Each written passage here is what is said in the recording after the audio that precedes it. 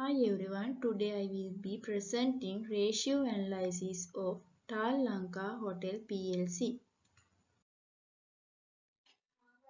First of all, I would like to introduce me.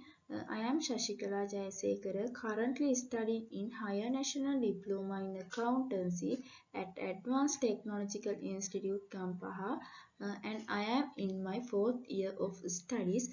Alongside my studies, I am working at A2V Flex Solutions Private Limited as an account assistant. This is the content. Self-introduction, company overview, profitability ratio, liquidity ratio, efficiency ratio, leverage ratio, investor ratio, and conclusion. Now you can see company overview. Tal Lanka Hotels PLC engaged in the hospitality trade business in Sri Lanka. It owns the Taj Samudra Hotel. The company was formerly known as Taj Lanka Hotel PLC. Tal Lanka Hotel PLC was incorporated in 14 June 1980 and is based in Colombo, Sri Lanka. Tal Lanka Hotels' main business is running hotels and earning income from tourism and hospitality service. The main shareholder is Tal Hotels and Resort Limited. They have 81 million shares. This slide shows the board of directors of the company led by the chairman, Mr.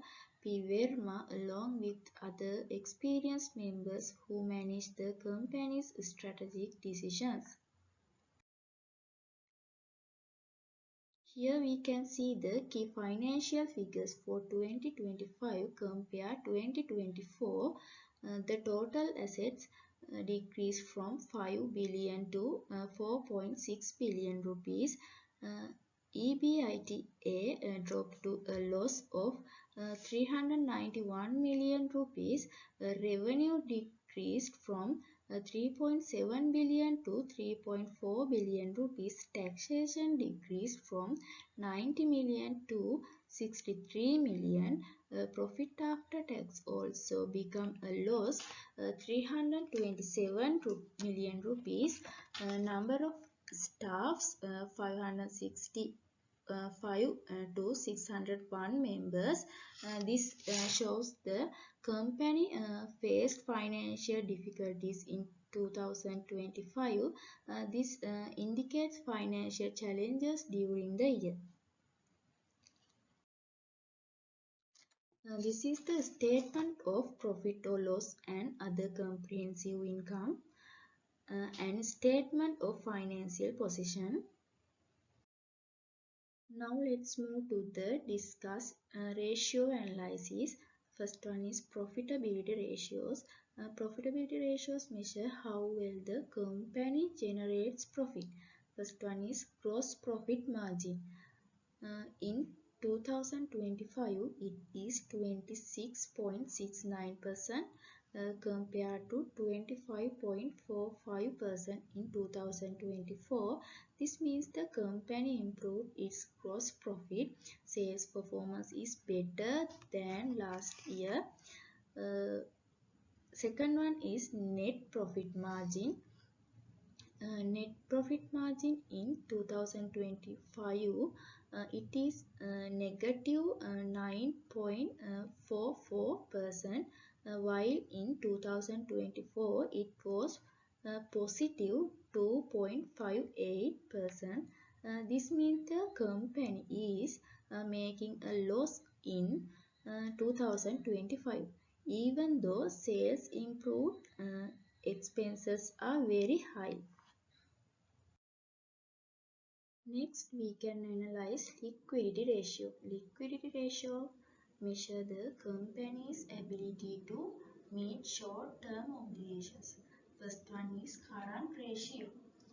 In 2025, it is about 3.16 times, and in 2024, it is about 3.1 times. This means the company can cover its short-term liabilities. There is a slight improvement compared to last year. Second one is quick ratio.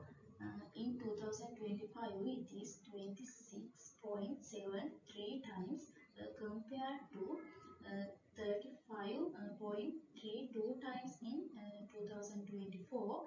This shows liquidity has decreased. The company has less immediate liquid assets than last year.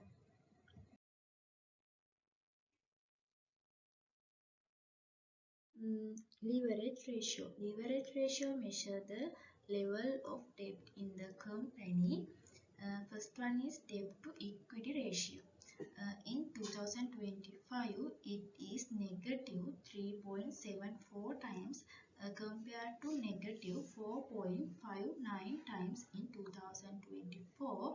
Uh, Equity is negative.